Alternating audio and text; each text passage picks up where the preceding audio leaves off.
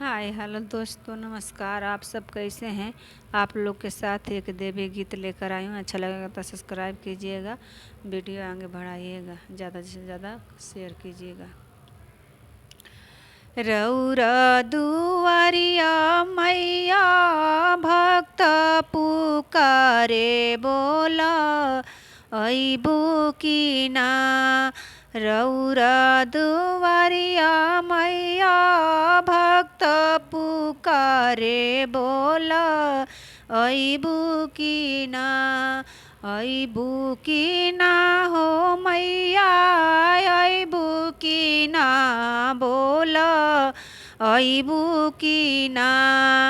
अंधा के आँख देलू कोढ़िया के काया बोला देबू की ना।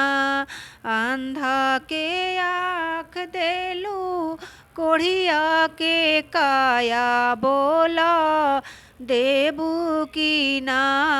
बाझिन के गोद कहिया भरबू सुबोला हो मैया अइबू की ना। बाझिन के गोद कहिया भरबू बोला हो मैया अइबू की ना।